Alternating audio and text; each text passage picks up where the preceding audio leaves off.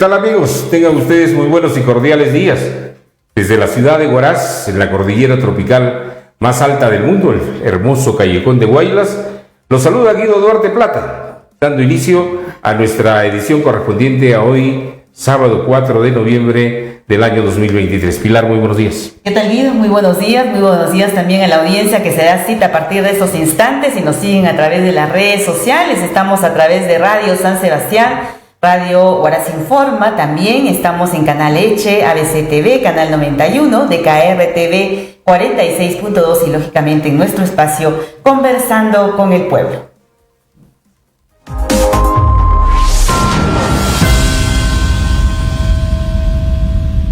Ineptitud de funcionarios del agua acrecientan la pobreza en la región Ancash. La ineptitud y la corrupción siguen siendo las únicas constantes en la gestión gubernamental del gobierno del agua en la región Ancash, donde la transparencia que tanto se pregona no es más que una consigna, un discurso, donde la escasa ejecución presupuestal delatan la falta de eficiencia en la gestión regional para poner en marcha programas de inversión pública que permitan dinamizar la economía regional tan venida a menos en los últimos meses. La incapacidad en la ejecución presupuestaria en el caso del gobierno regional lo ha llevado a efectuar transferencias a municipios sin una orientación de desarrollo integral. Por el contrario, deja la sensación de fortalecimiento de las municipalidades que son parte de su club electoral para hacer caja o para pagar los aportes de campaña. Recordemos que el primer Hatun Guaylas se entregó más de 100 millones de nuevos soles, de los cuales más de 80 millones eran para ejecución de obras y el saldo para la elaboración de perfiles de proyectos. La inexistencia de proyectos en ejecución con cargo a esta transferencia nos muestra la incapacidad en la ejecución presupuestaria, por lo que con desesperación, sin esperar los resultados de la primera transferencia, han procedido con el segundo Hatun Guaylas para poder alcanzar el 28,6% de ejecución mentirosa, porque lo único que se ha hecho es pasar el dinero de una cuenta a otra, sin que ello repercuta en impacto a las colectividades regionales en estos primeros 10 meses de haber iniciado su gestión, donde la pobreza se ha acrecentado por la falta de trabajo en las poblaciones de la región. Hemos visto durante estos 10 primeros meses de gestión que la mayoría de los burócratas que han pasado por la gestión regional y local en Independencia y Huaraz, y los que aún continúan, ni siquiera se han molestado en revisar los planes de desarrollo estratégico, los que aún desfasados esbozan las políticas de desarrollo que dentro de una visión de futuro. Burócratas que no parecen ser conscientes del contenido de estos documentos y por el contrario, las fuerzas que hoy predominan son las de repetición de favores y ventajas a determinados y poderosos grupos de presión. Si bien la inexistencia marca el accionar del actual gobierno del agua, ya que una cosa es haber sido alcalde de una localidad de un poco más de 3.000 habitantes, como es Apochaca, otra cosa es dirigir una región con más de 1.200.000 habitantes. Lo propio sucede con la comuna huaracina, donde su alcalde lo único que ha conducido en los últimos años es un programa musical y de deportes. Incapacidad que los está llevando a 10 meses de gestión a privilegiar sus intereses particulares, buscando el aplauso del pueblo, obligándolos en el caso del gobernador a ser recibido con banda de músicos y con delegaciones de niños que suspenden sus clases en las afueras del pueblo que visita. Por estas razones, el gobierno del agua tiene un problema de gestión y de ineptitud, donde los funcionarios de primer nivel que han seleccionado para estos primeros 10 meses no han respondido fundamentalmente o funcionalmente al requerimiento de los gobernantes. De ahí los cambios producidos en estos puestos claves que muestran a las claras que no existen cuadros profesionales. Los que hay están conduciendo las instituciones a tientas, lejos de prevalecer el profesionalismo en la conducción de nuestras ciudades y de desarrollo regional. Por ello, muchas de las decisiones que se toman son como consecuencia del mal asesoramiento y porque sus gobernantes creen saber todo cuando los funcionarios que colocan se manejan bajo dos parámetros, el miedo y la soberbia. Este, desde luego, es nuestro punto de vista. ¿Y usted qué opina?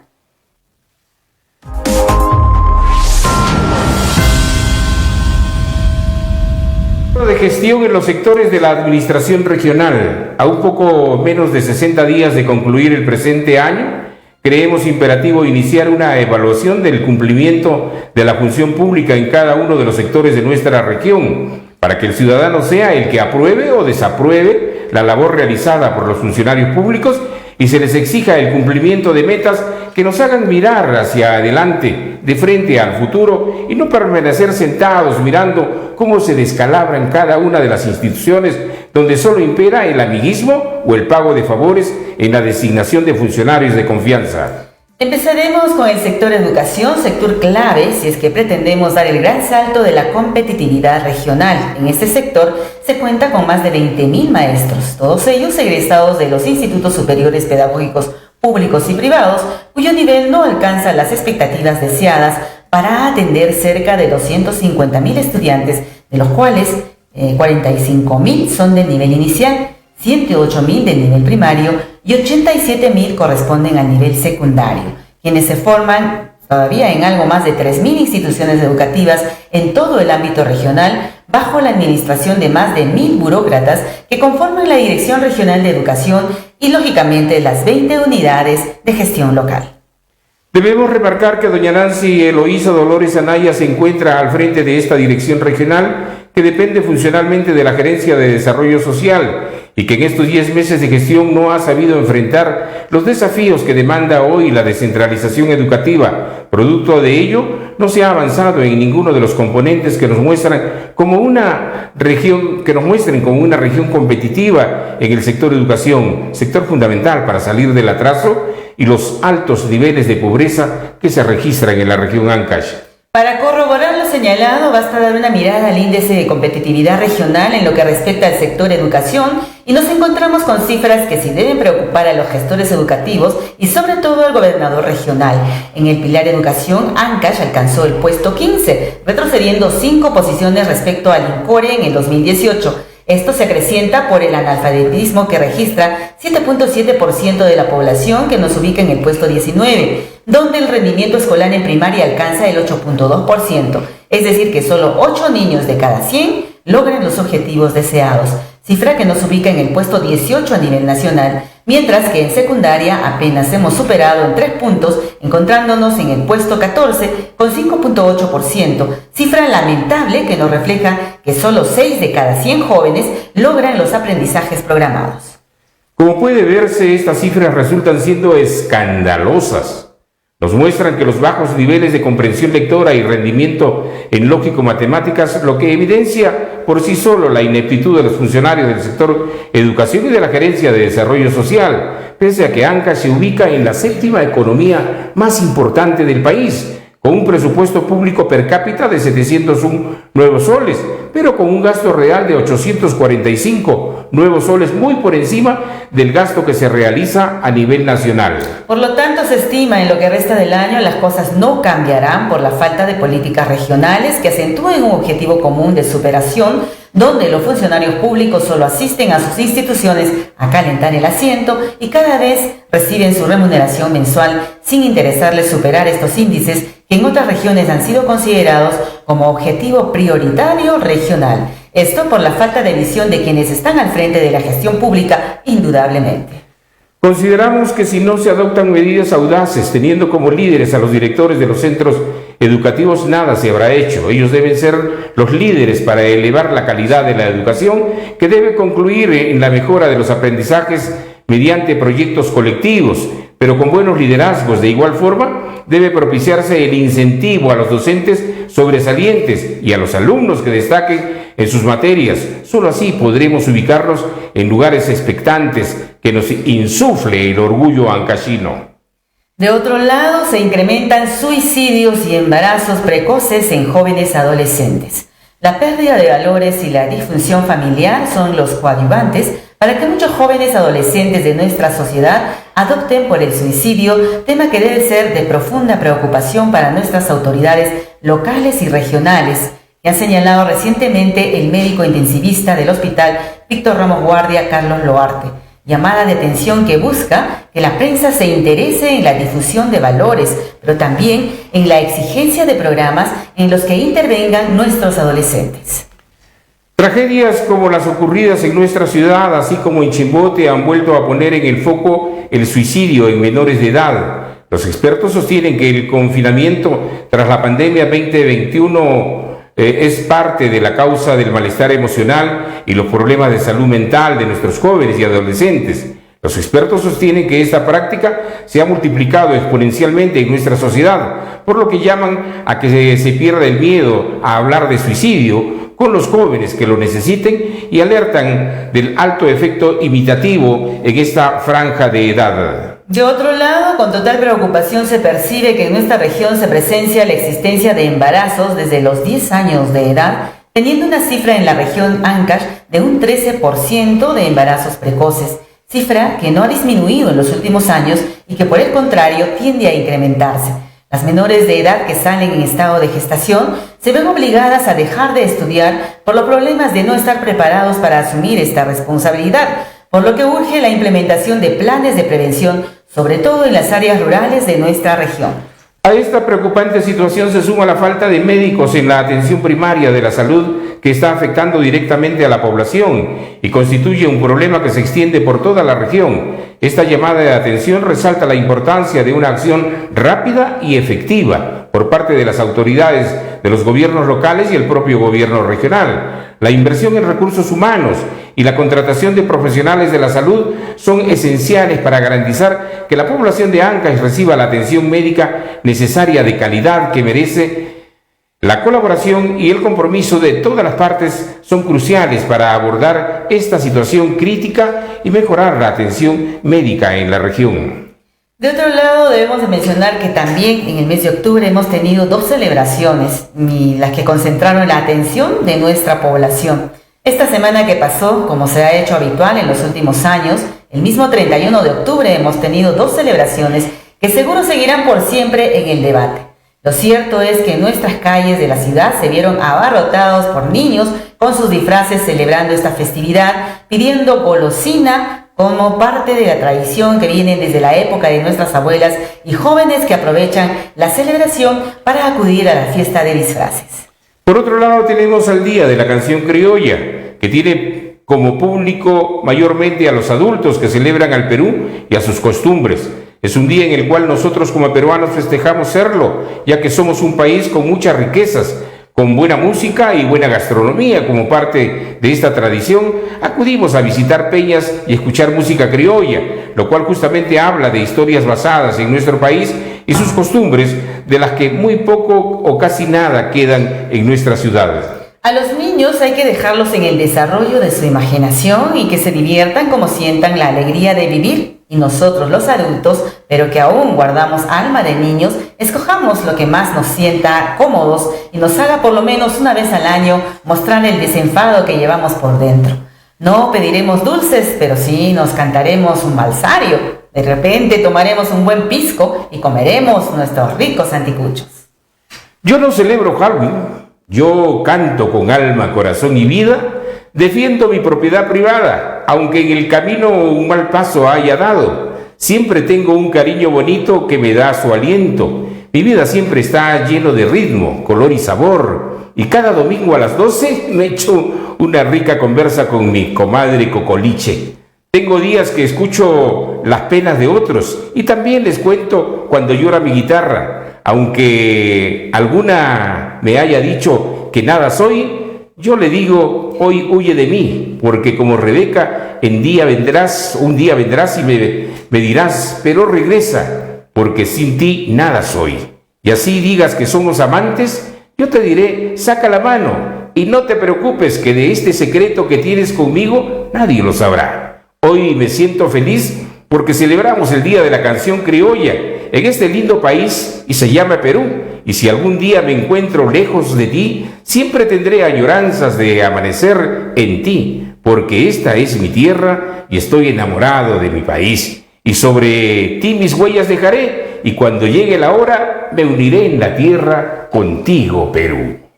Así es, contigo, Perú. Pero seguimos entonces con la siguiente información. Consejeros guardan silencio. Este mes deben iniciar audiencias públicas en cada una de sus provincias. Las audiencias de consejeros regionales en cada una de sus provincias se encuentra explícita en el artículo 8, inciso 4 de la Ley de Elecciones Regionales, Ley 27683, donde se señala que los consejeros representan a las provincias por las que son elegidos. La representación de los consejeros regionales no debe alejarse de las poblaciones a las que representan, a fin de recoger sus puntos de vista e incorporarlos a las decisiones que adoptan o en las posiciones que se plantean ante el órgano de gobierno. Por consiguiente, no debe perderse la perspectiva de representación del conjunto de la población territorial regional y del proceso de descentralización en su conjunto. De allí que las fuentes naturales de relación para la labor de control político de los consejeros regionales son los espacios de vigilancia y seguimiento a las acciones de gobierno regional, así como las que se forman alrededor de los consejos de coordinación regional, las audiencias públicas de rendición de cuentas o las que se manifiesten en la opinión pública ciudadana. Los consejeros regionales representan políticamente de manera directa a la población que le ha dado su voto y los ha elegido como representantes de sus provincias, pero también son representantes de todos aquellos ciudadanos pertenecientes a la circunscripción territorial. Por lo tanto, deben rendir cuentas al conjunto de la población. La gestión gubernamental ya no se concibe como una actividad secreta y al margen de la ciudadanía, sino todo lo contrario. La población tiene que estar informada y participar en el conjunto de decisiones públicas que van a afectar su calidad de vida. Por ello, la transparencia y la rendición de cuentas son fundamentales en una gestión gubernamental moderna y democrática. Por consiguiente, urge que el Consejo Regional emita lo más pronto posible la ordenanza que dispone las audiencias en cada una de las provincias de nuestra región, donde los consejeros provinciales darán cuenta a sus ciudadanos de las tareas cumplidas durante el presente año. Asimismo, recibir las peticiones que deben ser consideradas en la programación del año 2024. No hacerlo o demorar implica mostrar los temores que se tiene a la población de dar a conocer los trabajos realizados. Basta ya de tanto franeleo al gobernador regional. Señores consejeros, tienen responsabilidades que deben cumplir. El aparato administrativo regional está en grave crisis y todavía ustedes no se han dado cuenta por estar en reuniones intrascendentales, ya que llevan un año perdido, o es que están apostando a ser congresistas o a repetir el plato como consejeros o alcaldes. Mírense primero al espejo. Hasta ahora la población los ve como ineptos que solo están tras las migajas, olvidándose del pueblo que los eligió. Bueno, y una última nota antes de ingresar a nuestra entrevista de fondo. Vía Crucis en el pueblo ancashino. Cada día que pasa pareciera que no darnos cuenta de la difícil situación por la que atraviesa nuestra región Ancash. Lejos estamos de aquellos sueños de ser la mejor ciudad de la Sierra Norte del país, luego del catastrófico sismo de 1970, donde lo peor de todo es que desde César Álvarez hasta Coqui Noriega han pasado como 7 gobernantes, que lo único que han hecho es acrecentar las diferencias, los odios, las ambiciones, por asirse de unas cuantas monedas, porque el arca regional está libre para los corruptos. Las normas se hacen sola para cumplir con el requerimiento de los organismos superiores. Estas no guardan ninguna relación con la realidad y con las necesidades de los pueblos. Estas se consignan en la medida que la repercute en bienestar, a tanto inútil, y hoy se agazapa en la administración regional. Para ello se han creado algunas normas que les sirve para cubrir sus espaldas, como la conformación de los famosos consejos de coordinación regional.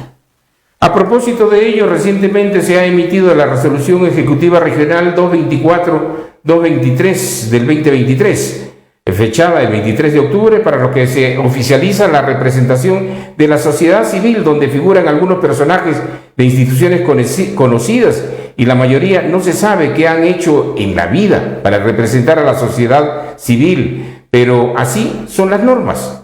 En los últimos años se han conformado estas mismas comisiones que se desconoce el resultado de sus observaciones.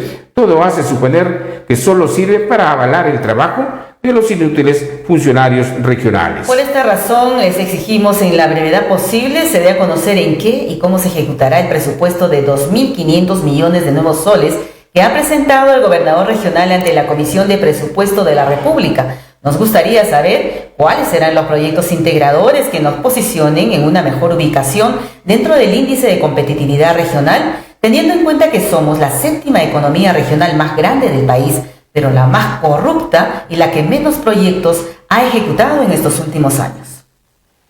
Nos resistimos a creer que todo está consumado y que aún a pesar de más de 2000 años en el Vía Crucis se acentúa cada vez mayor en nuestra región, donde nos estamos acostumbrando a no juzgar, no castigar a quienes delinquen, Por el contrario, los perdonamos y pasamos a formar parte de sus ambiciones. No permitamos que nuestro prójimo se sienta desatendido y exijamos que se socialice el presupuesto del próximo año, dando a conocer los proyectos programados con metas claras y concisas para saber cuánto podremos crecer. De no hacerlo, todo estará consumado.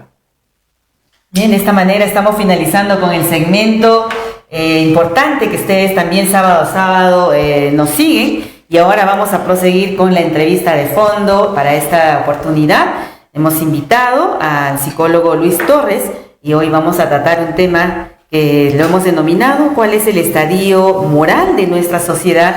Y es importante también conocer un poco cómo nos conducimos en el tema de los valores, ¿no?, en la sociedad, y cuánto esto también está influyendo para forjar el desarrollo que tanto anhelamos como región.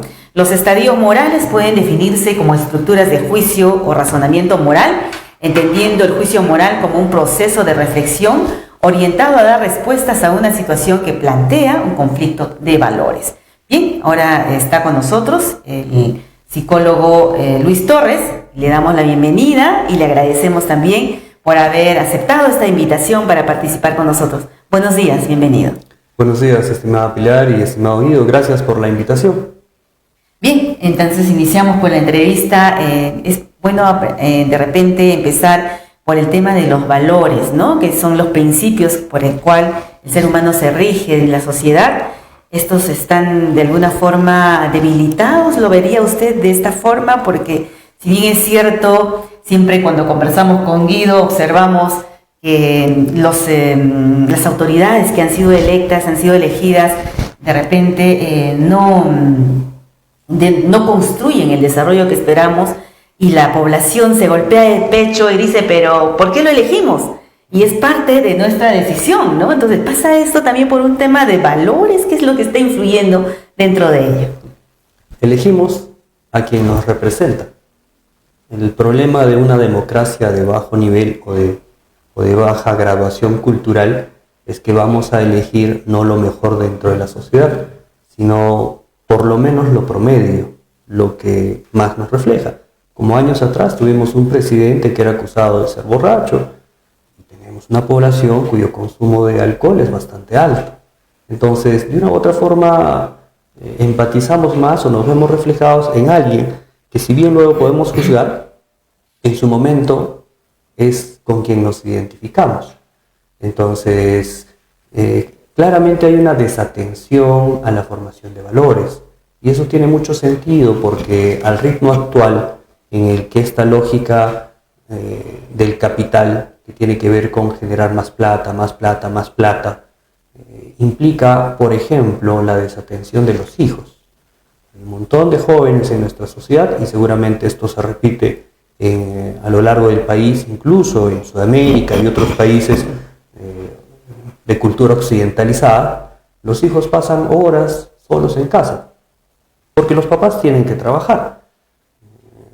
Entonces, durante esas horas, ¿qué es lo que los hijos hacen, o qué actividades estructuradas o formativas están realizando? Probablemente están realizando actividades antojadizas que no tienen una finalidad como tal. Incluso la diversión, para que algo sea divertido, tiene que tener una estructura. Pero si tengo a mi hijo 3-4 horas todos los días solo en casa, probablemente tampoco desarrolle ni siquiera una actividad divertida que sea estructurada. Pero entonces no está siendo consciente la familia, el hogar, los padres de todo esto, porque sí, efectivamente, ¿no? Ahora en la actualidad prefiere hasta a un niño de 1 año la madre, para que no le haga, no le fastidien el tema de las actividades que tiene que realizar, simplemente le entrega el celular y le deja todo el día participando con esos juegos o esas canciones que encuentran dentro del celular. Sí, hay investigaciones que muestran que la utilización de pantallas no convienen al desarrollo del niño, porque, por ejemplo, la luminosidad que tiene, el dinamismo que tiene una pantalla, o lo que yo voy a ver a través de una pantalla, absorbe mucho a la persona o al niño. El niño, en tanto es chiquitito, no tiene capacidad de decidir, capacidad evaluativa, autorregulativa, va a ser atrapado por el celular y luego cuando no haya celular, él no está aprendiendo a gestionar sus impulsos, sus sentimientos, etc. Y si el niño está mucho tiempo con el celular, no está haciendo parte de actividades estructuradas, partes se está convirtiendo formativas, en un robot hasta cierto punto, ¿no? Ni siquiera un robot, porque el robot tiene estructura, tiene objetivos, tiene metas, tiene procedimientos. Lo que creamos o fomentamos son niños justamente sin estructura, sin entender, por ejemplo, límites. Entonces, tenemos, por ejemplo, un niño en edad escolar que va al colegio y no hace lo que debe hacer en el colegio, es decir, no presta atención, no está quieto, no se concentra, no escucha. Lo que hace es, está inquieto, moviéndose, fastidiando por acá, por acá, por acá, y los profesores tienen que invertir demasiado tiempo convocando a cállate, siéntate, vuelve a tu sitio. Entonces nosotros tenemos que entender que el colegio cumple dos funciones, ¿no? La función educativa o formativa, es decir, matemática, lenguaje, historia, etcétera, etcétera, etcétera, y la otra la función de socializar. ¿Ya? Pero para que un alumno pueda aprender y para que pueda socializar, tiene que haber condiciones previas que vienen de casa. Es decir, que el niño sepa escuchar, sepa obedecer, sepa respetar reglas. Entonces eso se da en los primeros años de vida, inicia en los primeros años de vida y debería continuar esa formación todo el resto de la vida, porque el ser humano, así como es perfectible, es corruptible. Y cuando no estamos o no somos parte de dinámicas sociales formativas, fácilmente nos vamos a ir corrompiendo. Entonces, los padres desatienden a los hijos porque tienen otras necesidades paralelas también, como por ejemplo la economía. Entonces, un niño no está siendo formado para que cuando vaya al colegio sepa estar quieto y prestar atención y obedecer y escuchar al profesor. Y como tampoco se está formando en valores, no establece una relación constructiva, edificante con sus compañeros, sino se basa más bien en un tipo de dinámica en el que yo fastidio, meleteo, bromeo o caigo en prácticas de bullying. Entonces desnaturalizo la naturaleza de lo que es una institución educativa, que es ir a aprender e ir a socializar, porque las condiciones previas no han sido adecuadamente encaminadas. Y eso es una responsabilidad de los padres. Pero no le podemos cargar esto a los padres. Los padres están siendo sujetos de un sistema más grande, que desde mi perspectiva es esta lógica capitalista y de consumo. Necesitas tener más, y tienes que descuidar algo. O sea, si yo necesito trabajar, digamos, tengo una empresa, tengo un comercio, tengo que atender mi negocio 15 horas al día, obviamente hay un tiempo que no puedo destinar a mi hijo. Entonces estamos creando esas falencias que ya los padres los sufren con hijos que no escuchan, que no entienden, no obedecen, y los colegios porque no pueden, los profesores tienen que lidiar con los alumnos para decirle cállate, silencio, siéntate. Y esto tiene que ver con la formación moral, ¿no? Es decir, la formación moral en una sociedad es fundamental porque son las bisagras que nos permiten articularnos de manera armónica en sociedad. Ahí tenemos que volver a trabajar. Lucho, es una satisfacción contar el día de hoy con tu presencia en esta conversación. Un diálogo más que entrevista, sobre todo por tu experiencia profesional como psicólogo. Nuestra sociedad guaracina está quebrada. Indudablemente el sismo de 1970 la quebró. Pero podríamos haber construido una nueva ciudad y no lo hemos hecho de una manera tal que podríamos ser ejemplo en el país. Yo llegué el año del sismo acá, tengo 53 años, he visto todo este nuevo proceso. Vengo de una ciudad donde las condiciones eran diferentes, los deseos de la población, de los jóvenes de esa época, mirábamos primero en nuestra ciudad, nuestro país, verla crecer, ser mejores ciudadanos, y aquí se nota que todo se ha roto, se ha resquebrajado. ¿Qué ha pasado con el componente psicológico de nuestra ciudad? Arriesgo a equivocarme, ¿de acuerdo? Porque no es mi campo. Pero dentro de la economía, del marketing, por ejemplo, se dice, ¿no? La competencia es buena porque mejora el producto. De acuerdo, eso puede ser cierto probablemente entre competidores formales y profesionales que buscan la calidad. Pero ¿qué sucede cuando tenemos competidores informales?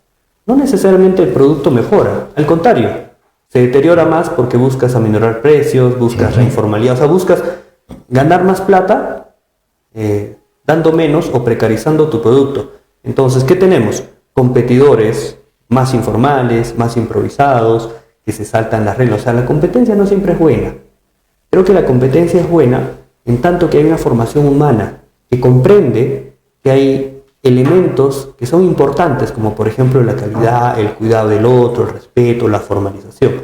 Entonces, ¿con esto a qué voy? A que creo que en nuestra sociedad, en nuestra región, a nivel de profesionales, carecemos de formación de profesionales que son aquellos llamados a pensar, a cuestionar, a hacerse preguntas incómodas. Por ejemplo, los ingenieros van a ejecutar, ¿cierto? Observan una realidad, a partir de eso plantean, elaboran un proyecto de una mejora. Por ejemplo, crear un puente, construir un puente o un canal de regadío. ¿De acuerdo? Eso está bien, pero no siempre funciona una vez que la construcción está hecha. Es decir, hay otros aspectos sociales. En nuestra región, hasta donde tengo entendido, por ejemplo, no tenemos la carrera de sociología, de antropología, de filosofía. Ahora ya hay carrera de psicología, y hace algunos años en algunas universidades. Lo cierto es que una sociedad que no se piensa, tampoco va a vislumbrar a dónde debe de ir.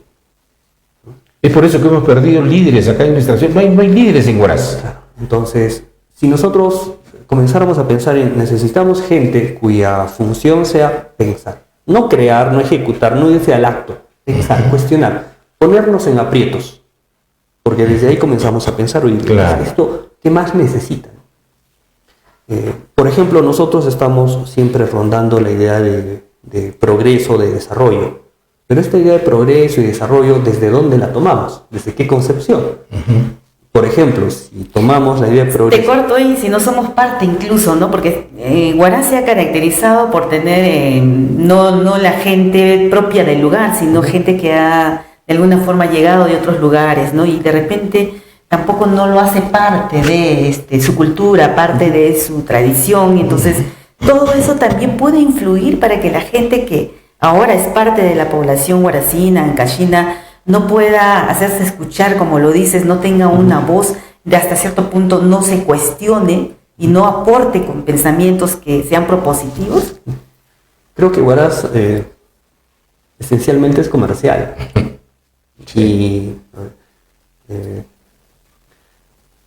la antigua Grecia, este filósofo Platón, ¿no?, planteaba que la sociedad está estructurada entre los comerciantes o los hacedores de cosas, agricultores, por ejemplo, o sea, los que crean productos, los que comercializan, los que defienden una sociedad, los soldados y los gobernantes. Y a cada uno de ellos le asociaba algún defecto del cual deberían de cubrirse. O sea, el comerciante, lo que de una u otra forma está movido por la ambición, por su necesidad de ampliar su capital o sus bienes. El soldado va a defender una comunidad. El productor va a producir cosas, y el gobernante es el que no debe hacer ninguna de esas anteriores, porque necesita no enfocarse en algo concreto, sino tener claridad mental para mirar una sociedad y entenderla en su conjunto. Si nosotros comenzamos a mirar los candidatos que normalmente tenemos a cualquier cargo, terminan siendo siempre comerciantes. O sea, de ser comerciante exitoso a querer ser gobernante o autoridad en cualquier nivel. Entonces eso a mí me genera la siguiente pregunta. ¿Hasta qué punto el gestionar una empresa equivale a tener una comprensión amplia de lo que implica una sociedad? O sea, si yo como comerciante paso a ser alcalde, probablemente la forma o el punto desde donde yo veo la sociedad es en función al comercio. Y una sociedad tiene algo más que eso. Si, por ejemplo, digamos que el alcalde es un filósofo, probablemente tenga mayores variables de análisis y de comprensión de una sociedad. Motivará el turismo, motivará el comercio, pero también, por ejemplo, la formación humana, la formación en valores. Entonces, por eso creo que nos faltan más profesionales o formar profesionales en nuestra zona que nos hagan pensar desde otras perspectivas, ¿no? O sea, yo cuestiono, por ejemplo, la idea de desarrollo o de progreso que viene en una lógica de extraer algo de la naturaleza y luego comercializarla. porque es bien concreto, los recursos naturales son limitados, no son infinitos. Entonces, nosotros, si tuviéramos más profesionales, comenzaríamos a pensar y a cuestionar esa idea y decir, oye, ¿cómo hacemos para no solamente basar nuestra economía en una lógica de extracción? ¿Cómo generamos otras dinámicas económicas para no agotar productos o recursos que son limitados? Tenemos que ir pensando de otra forma. Entonces, esto no lo van a hacer aquellos profesionales de las ciencias prácticas, como por ejemplo, por decir algún ingeniero. Claro, de las cosas que se nota en nuestra zona es que hemos perdido las ambiciones. No hay ambición de nada. Hay un conformismo, ¿no? Un conformismo total de nuestra población. Creo que yo recuerdo mucho, país, además, ¿no? Yo recuerdo mucho a tu abuelo, ¿no? Él viene desde Arequipa, acá se asentó y nos hizo ver que el futuro estaba hacia el este, ¿no?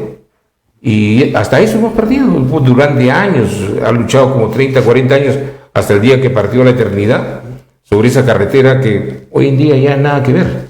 Sin embargo, Siguas, por ejemplo, está trabajando, Chimbote, Siguas, Uchiza, Marañón, hacia el interior. Acaba de ampliarse y aperturarse la otra vía, que es de Pativilca, 2 de Mayo. Y Huaraz está quedando en una isla. O sea, si nosotros pensamos en el futuro para nuestros niños, como utilicemos los recursos en la forma que le demos, ¿no? Más allá de lo que dijo el cura Gridilla, ¿no?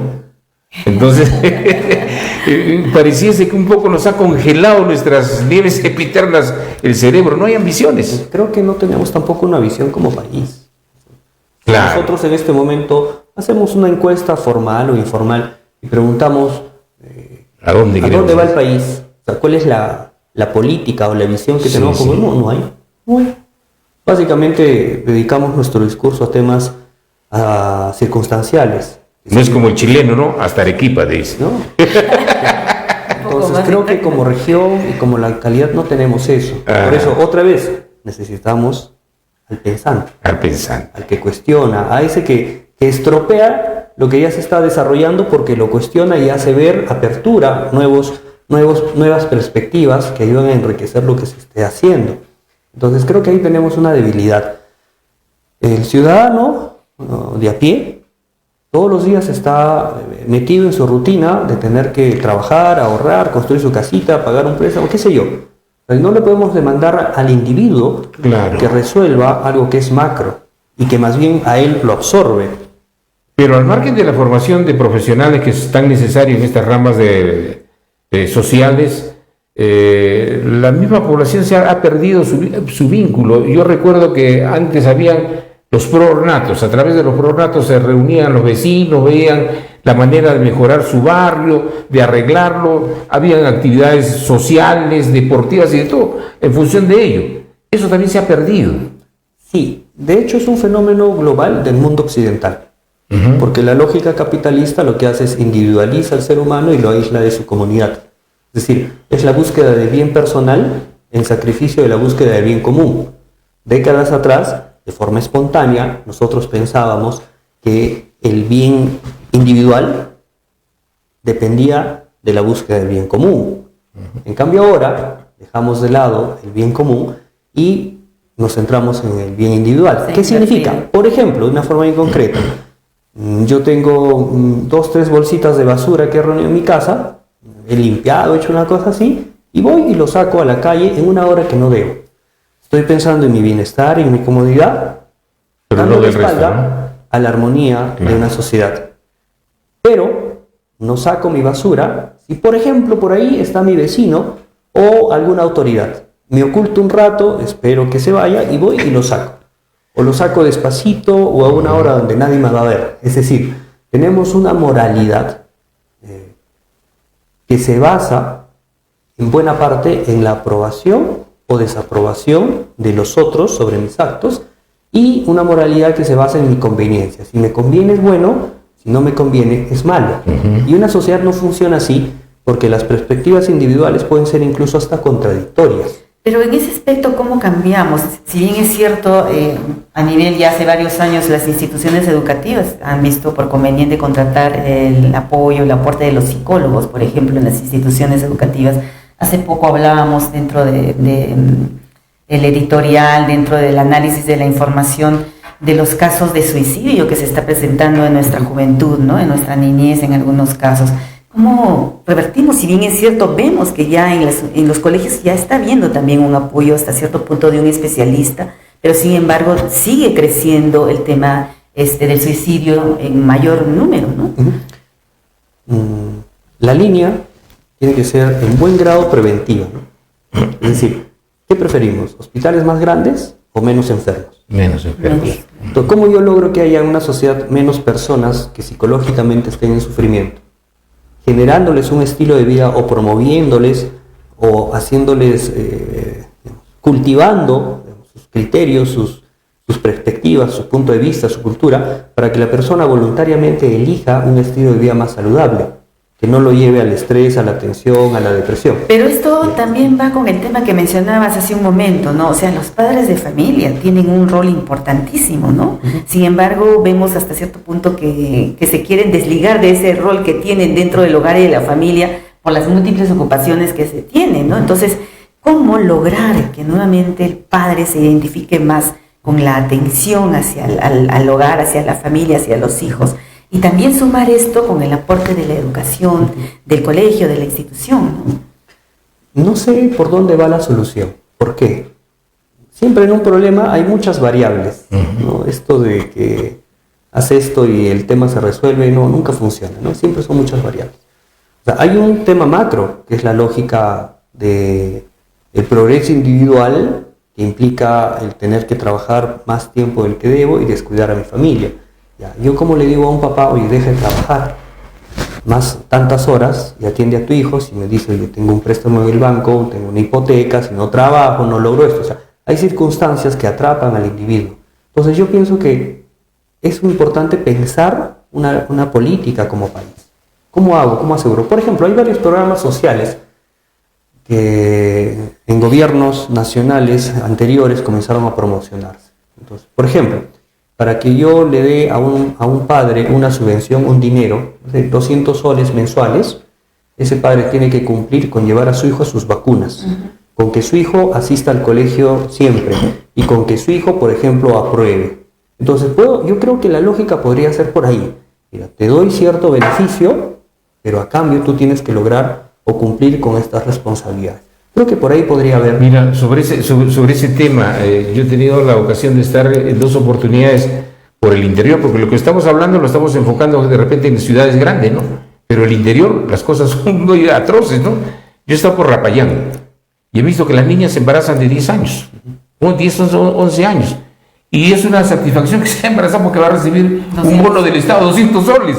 O sea, ¿a dónde se ha llegado, no? He visto casos de una muerte que al final se han estado peleando por los 1.000 soles que paga el CIS. O sea, ¿qué está sucediendo con nuestra sociedad? Claro, o sea, en principio esos programas, creo que si se mejoran o se piensan, de repente el equipo de personas que pensó el programa y luego se aprobó y se lanzó, no se les ocurrió todas las vivezas que ya el individuo puede hacer, pero ya con la experiencia pueden buscarse mejoras, ajustes. Lo cierto es que, ¿cómo nosotros podemos amablemente, de buena manera, atrapar a unos padres para garantizar que cumplan su labor como padres? De pronto generándole una serie de beneficios, si ellos cumplen ciertas cosas, ¿no? Por decir, se me ocurre, por decir algo, por ejemplo en Huaraz, no hay un punto de la ciudad, un lugar en el que yo me pare, gire 360 grados y vea casas terminadas. No hay ningún lugar de Huaraz, ni siquiera en la Plaza de Armas. Si yo miro alrededor, voy a encontrarme sí o sí con una casa sin terminar. En realidad la gran mayoría. Entonces yo tengo que pagar impuestos. Podría ser de repente, ¿sabes qué? Vas a pagar menos impuestos o te exonero de los impuestos a cambio de que acabes tu casa, acabes tu fachada, que tus ladrillos no se vean, que tus fierros terminen a ser tus columnas. Entonces, de esa forma puedo estimular que la ciudad se vaya envejeciendo. El criterio estético es importante. No solamente es tener una casa y construirla. Si tengo una casa en la que yo, además de que me habita, de que la habito, de que me protege del sol, de la lluvia, de la inclemencia, algo así, es una casa bonita, agradable, en la que yo me sienta bien, eso en términos psicológicos me va a generar cierto bienestar. No, nos parece interesante tu propuesta, ¿no? Eso se va a reproducir en el vínculo que tengan. Claro, ese tipo de propuesta, por ejemplo, el problema es que nuestras autoridades no ven nada. Yo creo que... Hay que ver lo que dice justamente aquí Luis Torres, ¿no? El tema de que la mayoría de nuestras autoridades ven el tema más comercial. Claro, ¿no? O sea, sí. Yo pensaría, daría un voto de confianza a las autoridades. Ajá. ¿Ya? Por dos razones. Porque no sé lo que ellos piensan, tienen derecho a la duda. Uh-huh. Y por tres razones. Lo otro, porque creo que el monstruo, el desborde social es tan grande, el desborde social tan grande, que una autoridad en unos cuantos años no va a poder irse con todo, considerando no solamente el desorden, sino también la mafia, los cuestionamientos, etcétera, etcétera, etcétera. Y también daría un voto de confianza a las autoridades por lo siguiente, porque todo el mundo las maletea. No es fácil ser autoridad, ¿no? Es difícil. Entonces, como entra una autoridad al cargo de cualquier nivel de nuestro país, automáticamente ya las estamos cuestionando. Sí. El efecto de ello es que la persona decente y preparada ya no quiere entrar al cargo, o sea, no quiere postular, ¿no? Porque anticipadamente ya se le va a acusar de cosas malas. Entonces, la persona decente lo que busca es guardar su honor, guardar su decencia. ¿Para qué entrar a la arena en la que automáticamente le van a... Mira, pero esto no sucedía hace 10 años atrás, 10, 15 años atrás no sucedía. El problema se ha agudizado desde el momento que han existido enormes transferencias de recursos presupuestales. Antiguamente los cargos de alcaldes eran honoríficos, ¿no? Era un honor servir a su pueblo. Lo mismo de los regidores. Desde el momento que existen transferencias, entonces está lo que tú mismo nos has señalado, la parte comercial, ¿no? Ven esto como un negocio. Y no existen partidos políticos, sino clubes que se reúne un grupo de personas para intentar armarse de una bolsa económica y ver cómo la dilapidan, ¿no? Claro. Entonces, si la lógica es buscarse un beneficio económico, y esto pasa hace décadas, entonces hace décadas tampoco estamos atendiendo ese problema. Sí. Que significa que todo lo vemos desde la lógica comercial, ¿no? Entonces, tendría yo que esperar que algunos candidatos futuros vayan con esa misma inquietud, porque no estamos formando otro tipo de inquietudes humanas. O sea, por eso hace falta el trabajo desde el colegio, ¿no? De la institución educativa, desde el hogar. Creo que es fortalecer más allí para que nuestros valores, nuestra mirada sea de otra manera, ¿no? Y busquemos, como dices, de repente construir, pero con ideas propositivas. Construir, pero de alguna forma también cuestionando, ¿no? Pero cuestionando positivamente. Algo que nos ayude a sumar, a aportar. Que de alguna forma buscamos también en este espacio, ¿no? No solamente criticar, sino más bien ir dando ideas, ¿no? Dice, pero ¿por qué no hacemos esto? ¿Por qué no mejoramos aquí? Pero habría que, de alguna forma, también ir formando, ¿no? Nos hace falta, creo que tenemos una ausencia de líderes dentro de la comunidad y eso también es parte de los resultados que tenemos ahora, ¿no? Con unos amigos hace un tiempo hicimos un ejercicio, ¿no? ¿Y qué necesitaríamos para reunir, por ejemplo?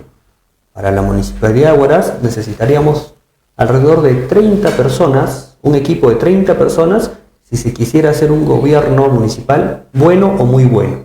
30 personas por los diferentes cargos. Alcalde, regidores, gerentes, subgerentes y puestos claves como por ejemplo serenazgo, qué sé yo, centro cultural, etc. Más o menos son 30 personas. ¿Cuál debería ser el perfil de esas personas? Uno, que sea profesional, porque tiene una capacidad analítica que constituye una ventaja, ¿no? Porque ha formado su mente en el esfuerzo por conseguir una profesión. Sea profesional. Lo otro, que tenga experiencia en el sector público. Hay buenos profesionales, pero no tienen experiencia. O sea, me voy del mundo privado en el que yo digo algo y mi equipo o mi empresa o mis trabajadores lo hacen, voy al sector público y me voy a chocar en principio con el sindicato. Entonces, no sé negociar como eso y ya perdí. Entonces, ser profesional, tener experiencia en el sector público. Lo otro, querer es importante, ¿no? O sea, querer. Lo otro, estar dispuesto a sacrificar algo de tiempo de mi familia, de mis hijos, estar dispuesto a asumir algunas denuncias, descrédito y cosas que son parte de lo que le sucede a un funcionario público, a una autoridad. Lo otro, haber ya resuelto en parte algo de mi necesidad económica, porque normalmente los sueldos en el sector público pueden ser un poco más bajos. O si yo en mi actividad privada gano cierto monto y sé que en el sector público voy a ganar menos, tengo que estar dispuesto a eso. ¿Ya? O sea, por lo menos son esas 5 condiciones que una persona tiene que cumplir para que diga, ya, yo puedo ser buen gobernante. Entonces, ¿qué tenemos? Buenos profesionales, personas que ya tengan algunos temas resueltos a nivel de familia, a nivel de su economía, etcétera, pero no tiene experiencia en el sector público. No va a entrar y va a tropezar. Ya, descartado. Tengo otra persona que tiene experiencia en el sector público, pero sabe todo el teje y maneje, pero no tiene buena moralidad. Y quiere plata, no quiere sacrificarse. Ya no va. Entonces, no es tan fácil. Sí, en realidad es... O sea, reunamos, no digo que no haya gente. Sí. Hay gente, pero que cumplan esos 5 o 6 requisitos, ya no es tan fácil. Bueno, ¿qué hacer respecto a nuestra sociedad, al conjunto de nuestra sociedad y la participación de los medios de comunicación, los que por lo menos tenemos una amplia cobertura, para poder en algo remediar esta situación por la que atravesamos, ¿no? Probablemente haya varias salidas, varias perspectivas. Por mi formación, obviamente, no me inclino al aspecto técnico, ejecutivo o de ejecución, sino más bien a la perspectiva del pensar las cosas antes de hacer. Y creo que nuestra sociedad, variada en idiosincrasias, en procedencia de personas, en diferencia de intereses, creo que necesitamos crear una suerte de comunidad social, sociedad civil, lo que habían estado ustedes mencionando al inicio del programa, una sociedad civil variada, para desde ahí comenzar a pensar nuestra sociedad. O sea, necesitamos entender a nuestra comunidad, necesitamos el consejo de especialistas, de profesionales, de las líneas, de las carreras que piensan, y luego autoridades que sepan discernir por dónde va, considerando que en la lógica del desarrollo moral hay un estadio en el que nosotros consideramos que lo bueno es lo que me gusta, ¿ya? Y lo malo es lo que no me gusta. Hacemos un experimento con niños, yo le pongo a un niño un plato de lentejas y le pongo un plato de caramelos. ¿Qué va a comer? Los caramelos. Y si le digo cuál es bueno y cuál es malo, me va a decir el caramelo es bueno. ¿Por qué? Porque es rico. La lenteja es mala porque es fea. ¿Ya? Buena parte de nuestra sociedad dirige su moralidad en función a eso. Si me gusta es bueno, si no me gusta es malo. Lo cierto es que las lentejas son un muy buen alimento frente a los caramelos. Entonces, lo bueno no siempre es agradable. Claro. Y hay una ausencia de las organizaciones de la sociedad civil no comprometidas. Tenemos colegios profesionales que de alguna u otra manera debieran desarrollar durante el periodo del año cierto tipo de certámenes, eventos que converjan en el interés de la comunidad, que no se hace. Hay colegio de profesores, colegio de abogados, colegio de periodistas, colegio de sociólogos, creo que hay ahora último, y así, los médicos incluso, ¿no? Entonces, no se comprometen con la ciudad. Lo que pasa es que necesitamos un plan creo que regional. Es decir, la autoridad o las autoridades son aquellos que van a decidir por dónde encaminar nuestra sociedad, incluso contra el sentir de una sociedad, si considera que lo que está haciendo es bueno, ¿no? O sea, si yo me baso en que lo bueno es lo placentero y lo malo es lo que no me genera placer, no podemos generar una sociedad de bienestar ahí, porque tendríamos que centrarnos en promover el alcoholismo, la drogadicción, la fiesta, el desajuste, porque es disfrutable. En cambio, el orden, la disciplina, el estudio, el trabajo formal implica esfuerzo. Entonces, lo bueno muchas veces no es placentero. Lo placentero viene cuando alcanzamos la satisfacción del logro. Entonces, una autoridad no siempre va a decir, pues, oye, mira, la gente acá quiere esta cosa placentera, pero esto en términos morales no es lo que necesitamos como sociedad. Entonces, una autoridad puede decidir en contra del sentir de la sociedad si es que su idea es superior. Claro. Yo he escuchado candidatos a nivel nacional, local, regional, por ejemplo, que hablan de cámaras de seguridad. Vamos a poner, no sé, 3.000 cámaras de seguridad. Y vamos a incrementar el serenazgo y dar motocicletas de carro. Ya. Una sociedad no es mejor por tener más cámaras de seguridad, ni más serenazgo, o en general más policías o mecanismos de control o represión. Una sociedad va a ser mejor en tanto necesite menos policías, menos cámaras de seguridad, menos serenazgo, digamos, menos hospitales, porque implica que he logrado una sociedad realmente de bienestar. Y entonces, ¿cómo yo puedo confiar en un candidato que diga que va a poner, que su éxito como gestor o como autoridad va a ser la instalación de 3.000 cámaras? Eso me está diciendo que el sujeto no está asumiendo la responsabilidad de la formación humana de una sociedad, de conducir a su sociedad a un estadio de bienestar. Más control y represión, ¿no? Claro. Entonces ahí nomás yo ya estaría pensando en que el sujeto no tiene una comprensión de lo que es el desarrollo humano. Entonces tampoco podemos basar una moralidad en base al castigo o en base a que si hay policías la gente se porta mal. De hecho estamos viendo en los distritos de Lima que los han declarado como en emergencia, incluso en emergencia siguen habiendo asesinatos, siguen habiendo delitos. Sí. Por ahí sigue no incrementado. Por ahí no es. Sí. Es cómo volvemos al ser humano. En concreto, ustedes también hablaban al inicio sobre estos días, ¿no? La fiesta de Halloween y la canción criolla. La canción criolla y la cantidad de niños que han estado en la ciudad disfrazados. Sí. Podría ser una práctica cultural enajenante porque viene de un país que es de afuera y le estamos copiando y estamos perdiendo. Ya, puede tener muchas críticas, lo cual puede ser cierto también. ¿Ya? Pero hay algo interesante y a mí me parece valioso. El hecho de que por lo menos por un día los niños en buen sentido tomen la ciudad. Sí. Porque valgan verdades, en la ciudad los niños no tienen a dónde ir. Así es. Es decir, yo saco a pasear a mi hijo, digamos, por la avenida Luzuriaga. No hay otra cosa que tiendas.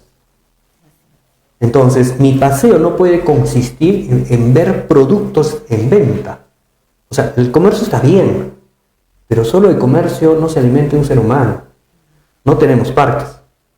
No tenemos en el Centro Cultural, en el Ministerio de Cultura o la Dirección Desconcentrada de Cultura, se están gestionando espacios, por ejemplo, para exposición de obras de pinturas o actividades culturales, pero solo ahí. Claro.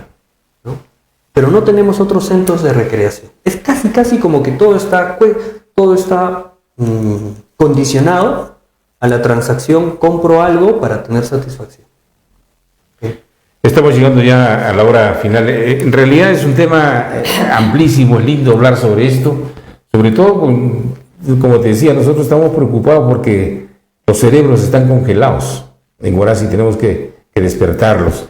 Es el objetivo que nos hemos trazado nosotros de ir insistiendo cada semana con profesionales de diferente índole para conversar diferentes temas, de los cuales ya han pasado varios por acá y seguiremos hacia adelante en este mismo tema. Lucho, te agradecemos infinitamente habernos acompañado el día de hoy y esperamos que en algo sirva a nuestra colectividad este tipo de diálogos que realizamos, que son realmente productivos. Así es, hay todavía muchos temas más que tratar, que reflexionar, ¿no? Se habla, por ejemplo, de los códigos de ética que también de alguna forma te orientan para hacia dónde uno debe de ir y cuál es malo y cuál es bueno, ¿no? Ir viendo todo eso, en fin, vamos seguramente a conversar en los próximos programas nuevamente con el psicólogo Luis Torres y le agradecemos por haber compartido con nosotros conocimientos y también su apreciación con relación al tema de desarrollo, que también es importante y es el camino por el que nosotros queremos de alguna forma aportar y conducirnos. Los volvemos a invitar para el próximo sábado, Dios mediante, y le agradecemos por habernos acompañado. Muchas gracias, estimada Pilar, muchas gracias, estimado Guido. Bien, y será hasta el próximo sábado que estaremos nuevamente con ustedes con otro interesante tema.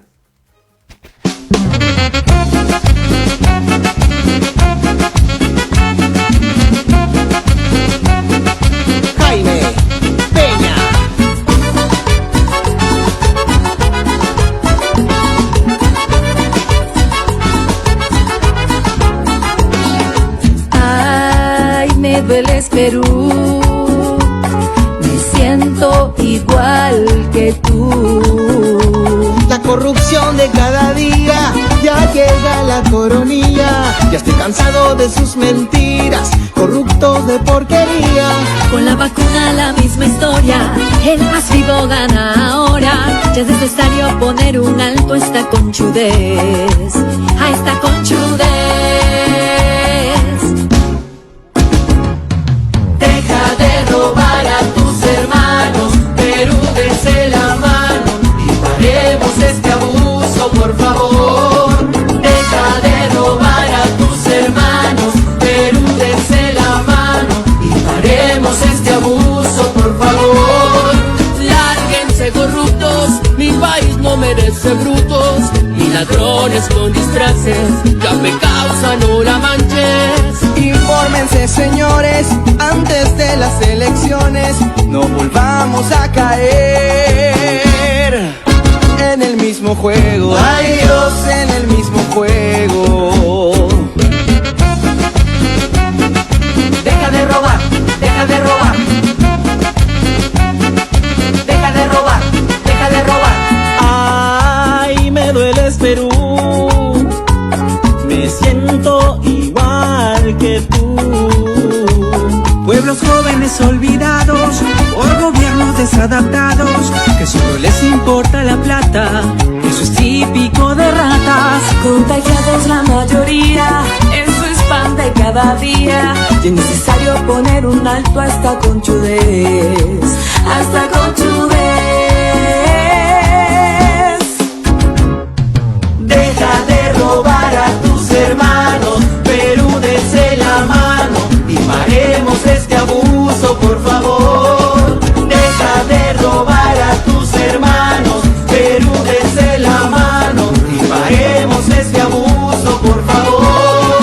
Lárguense corruptos, mi país no merece brutos ni ladrones con disfraces, ya me causa, no la manches. Infórmense, señores, antes de las elecciones, no volvamos a caer en el mismo juego. Ay Dios, en el mismo juego.